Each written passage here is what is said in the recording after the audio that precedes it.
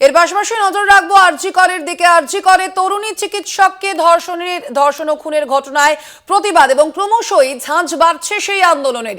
ফের একবার রাত দখলের ডাক নাগরিক সমাজের, একই সঙ্গে উত্তরে ভোট দখলের ডাক দেওয়া হয়েছে নাট্য সমাজের পক্ষ থেকে।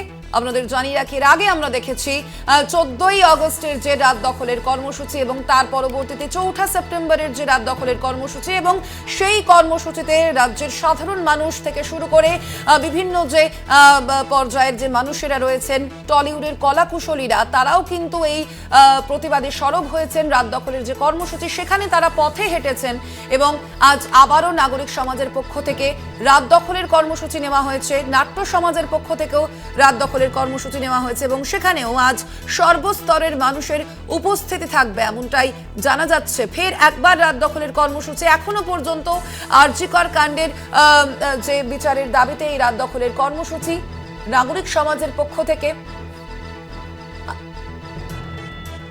কথা বলবো, ফোন লাইনে রয়েছেন প্রতিনিধি রিয়া মাঝি। রিয়া, আজ মূলত নাগরিক সমাজ এবং নাট্য সমাজের পক্ষ থেকে কি কর্মসূচি নেওয়া হয়েছে, বিস্তারিত জানাও। আজকে আরো একবার রাত দখল কর্মসূচি রয়েছে এবং শুধু রাত দখল কর্মসূচি নয়, আগামীকাল পরেও কিন্তু ভোট দখল কর্মসূচিও রয়েছে একই সঙ্গে, এবং গোটা শহর জুড়ে এই কর্মসূচি পালন করা হবে। তোমাকে জানিয়ে রাখবো যে এর আগেও আমরা দেখেছি যে রাত দখল কর্মসূচি ঘিরে কিন্তু বিভিন্ন জায়গায় বিক্ষিপ্ত ঝামেলা হয়েছে এবং প্রথম যেদিনকে রাত দখলের কর্মসূচি ছিল 14 তারিখ, সেই দিনকেও কিন্তু একটা বিশাল ঝামেলার সৃষ্টি হয়েছিল, যেটা কিন্তু এখনো সেই চর্চার কারণ হয়ে দাঁড়িয়েছে যে 14 তারিখে আরজি করে ভাঙচুর।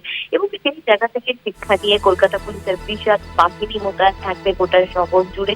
এবং তাই নয়, যারা সিনিয়র অফিসিয়ালসরা রয়েছে তারাও কিন্তু বিভিন্ন জায়গা তারা খুঁজিয়ে দেখবে। এবং একই সাথে তোমাকে জানিয়ে রাখবো যে আগামীকাল যেহেতু আরজি করের যে হিয়ারিং রয়েছে, মার্ডার এবং রেপ কেসের হিয়ারিং রয়েছে সুপ্রিম কোর্টে, এবং গোটা দেশের নজর থাকবে সুপ্রিম কোর্টের দিকে।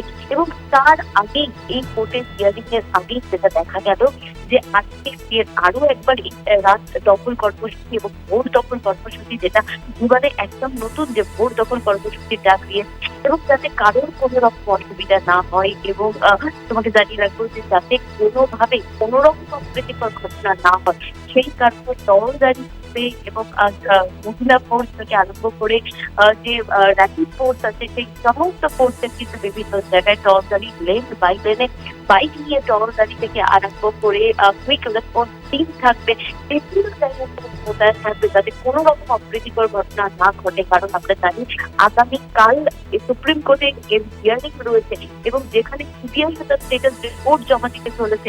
এই সমস্ত বিষয় তো আজকে সকলের নিরাপত্তা আলোচনা করেছে কলকাতা পুলিশ।